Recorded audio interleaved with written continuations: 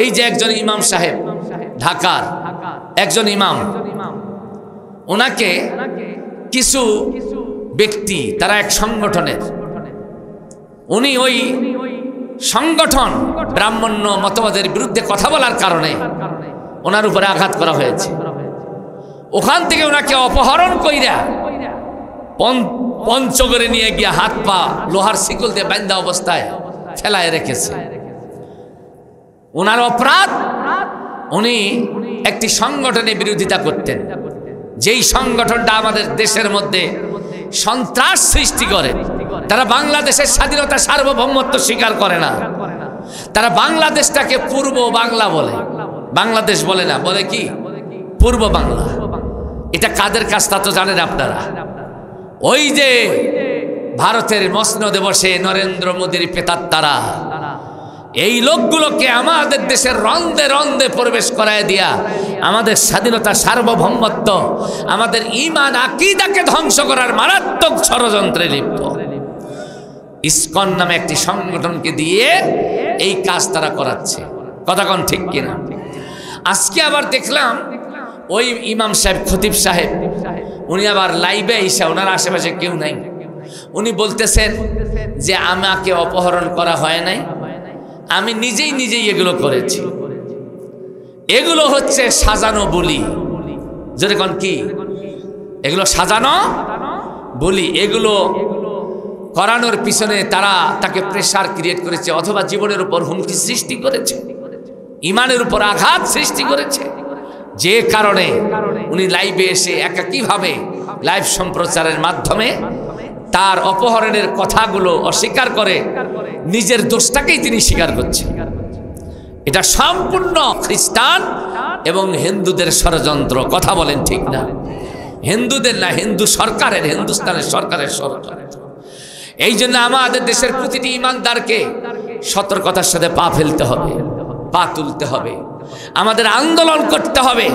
আমরা হিংস্রতা দিয়ে, আমরা অন্যায় অপকৌশলের মাধ্যমে মানুষকে ইসলামের পথে দাওয়াত দিতে চাই না। কথা কোন ঠিক কিনা? আল্লাহ মূসা আলাইহিস সালামকে যখন ফিরাউনের কাছে পাঠালেন, নসিহা দিলেন, ওয়াকুল লাহু কাওলান লাইয়িনা, এ মূসা তোমার কিন্তু খুব রাগ, তুমি যখন ফিরাউনের কাছে যাবা ওইখানে গিয়ে রাগ আর ক্রোধের সাথে দাওয়াত দিও না। তার কাছে দাওয়াত যখন দিবা, কুল লাহু, তাকে যখন কথা বলবা, লাইয়িনা, অত্যন্ত বিনয় বনত হয়ে। ইসলামই পারে বিশ্ব মানবতাকে শান্তি, মুক্তির, নিরাপত্তা নিশ্চিত গ্যারান্টি দিতে। আমি বললাম খুব ভালোই কথা। এই ঈদুল ফিতরের পরে দুর্গা পূজার সময় হলো, ঢাকার ঢাকেশ্বরী মন্দিরে দেখলাম ওই লোকটা আবার গেল। ওই লোকটা, যে লোকটা মুসলমানদের ঈদের জামাতে গিয়ে বলল ইসলাম পারে শান্তি দিতে, মুক্তি দিতে, পারে নিরাপত্তা দিতে, ওই লোকটাই আবার ওই ঢাকেশ্বরী মন্দিরে গিয়ে বলছে আসলে সনাতন ধর্মাবলম্বী ভাইদের জন্য যে কথাটি আমার পক্ষ থেকে বলা দরকার, সেটাই হচ্ছে সনাতন ধর্মই পারে মানুষকে শান্তি দিতে, মুক্তি দিতে। কেন সুবহানাল্লাহ বলা যাবে না? এক মুখ ওরা কত কাজে ব্যবহার করে। কথা কন। ওই লোকটা যখন অসুস্থ হলো, রাষ্ট্রীয় খরচে তাহাকে সিঙ্গাপুরে রানী এলিজাবেথ হাসপাতালে পাঠিয়ে দেওয়া হলো, কারণ এই লোকটার বড় প্রয়োজন যে চতুর্দিক সামলাইতে পারে, মুসলমানদেরকেও ঠিক রাখতে পারে, হিন্দুদেরকেও ঠিক রাখতে পারে, কখনো ইসলামের পক্ষেও আছে, কখনো বিপক্ষেও। ওরা প্রয়োজন মনে করলো এই লোকটাকে ভালো রাখতে হবে, পাঠিয়ে দিল সিঙ্গাপুর। কোথায় বাবা? সিঙ্গাপুরে এশিয়া মহাদেশের সর্ববৃহৎ চিকিৎসালয় হাসপাতাল রানী এলিজাবেথ, ওইখানে গিয়ে ওনাকে লাইফ সাপোর্টে রাখা হলো। লাইফ সাপোর্টের মধ্যে সর্বোত্তম সেবা, পরিবারের পক্ষ থেকে বলা হলো কত টাকা লাগে সব দিব। আর দেশ প্রেমিকরা বলছে দেশের টাকা দেশেই থাক, আমার শরীর ভালো হোক আর না হোক এখানে। বুঝলে ভালো, না বুঝলে আরো ভালো।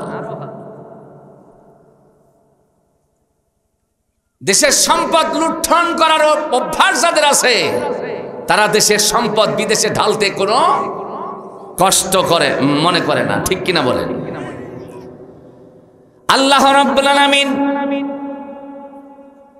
তার ঘোষণাখানা তার পরিবারের সদস্যদের মেমোরির মধ্যে জাগায় দিলেন, বললেন তোমরা তাকে সুস্থ করার জন্য ওখানে পাঠাইছো, নিরাপত্তার বেষ্টনীর মধ্যে তাকে রেখেছ, কিন্তু আমি আল্লাহর বিধান হলো লাউ কুনতুম ফি বুয়ুতিকুম লাবারাযাল্লাযীনা কুতিবা আলাইহিমুল কতলু ইলা মাদাজিহিম।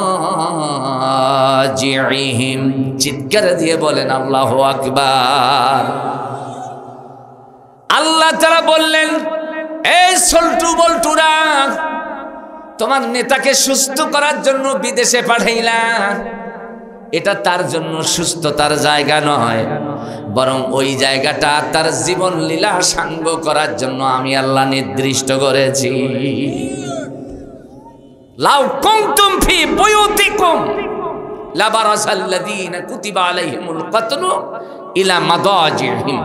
আমাদের উত্তর অঞ্চলে এই আয়াতের একটা শাব্দিক অর্থ এভাবে করা হয়, যার মৃত্যু যেখানে,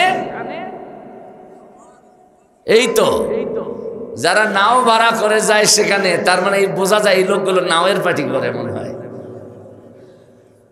হ্যাঁ, নৌকার পার্টি কি জিন্দা আছে এখনো? জিন্দা থাকার কথা না, কারণ ওদের অন্যায় অপকর্মই ওদের মনের ভাব জাগায় দিয়েছে আমাদের পতন হলে লক্ষ লক্ষ নৌকার মাঝিরা শেষ হয়ে যাবে। কিন্তু এই দেশের ধর্মপ্রাণ মুসলমান তারা সাম্প্রদায়িকতা এবং প্রতিশোধের নীতিতে বিশ্বাসী না হইবার কারণে তাদের লক্ষ লক্ষ কর্মী সমর্থকেরা সুস্থ স্বাভাবিক জীবনে চলাফেরা করছে, তাদের উপর আঘাত করা হচ্ছে না, ঠিক কিনা বলেন? আমার বাবাজিরা এখন প্রশ্ন করতে পারেন, হুজুর ওই লোকটার নাম কি? ওই লোকটার নাম হলো সৈয়দ আশরাফুল ইসলাম। যেই লোকটা কখনো ইসলামের পক্ষে মুসলমানদের ভোট নেওয়ার জন্য বক্তব্য দিত, আবার কখনো হিন্দুদের পক্ষে হিন্দুদের ভোট নেওয়ার জন্য বক্তব্য দিত। কথা হলো আল্লাহ তাকে বাড়ির থেকে বিদায় করলেন, দেশ থেকে বিদায় করলেন, এমন এক জায়গায় নিয়ে গিয়া পৌঁছায় দিলেন, লাইফ সাপোর্টে রাখা হলো। আপনজনেরা সেখানে কাছে থাকলেও তার খোঁজ খবর নেওয়ার সুযোগ নাই, পরিবারের লোকেরা কাছে থাকলেও খোঁজ খবর নেওয়ার সুযোগ নাই। আল্লাহ তাআলা বললেন, তুমি যা করেছো এর থেকে আমি আল্লাহ তোমাকে বঞ্চিত করে দিয়েছি, তোমার অন্যায় আজকে তোমাকে এই পরিণতির দিকে ধাবিত করেছে। আওয়াজ দিয়ে বলেন ঠিক কিনা?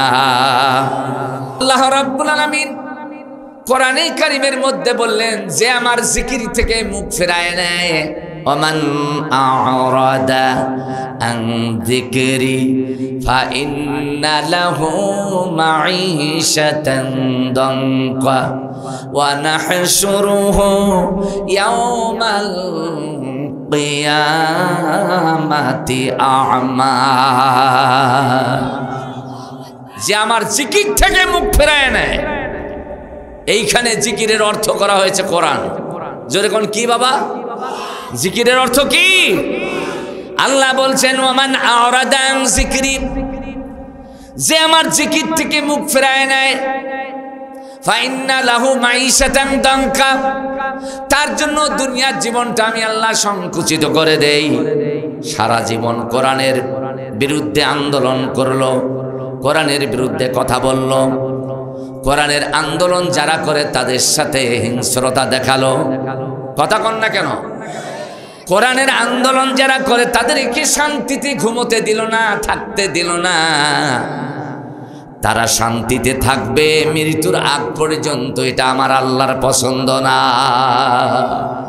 কথা কন ঠিক না? তাদের জন্য সংকুচিত করে দিলেন জীবনটা। আশরাফুল ইসলাম এত বড় ক্ষমতা, পুলিশের নিরাপত্তা, র্যাব, বিজিবির নিরাপত্তা, হ্যাঁ, আর ওখানে গিয়া লাইফ সাপোর্টে, আইসিইউতে ঢুকলেন লাইফ সাপোর্টে, কেউ খোঁজ খবর নিচ্ছে না, কেউ তার পাশে দাঁড়াচ্ছে না। এর থেকে কষ্টের জীবন আর কি হতে পারে? কথা কোন ঠিক কিনা?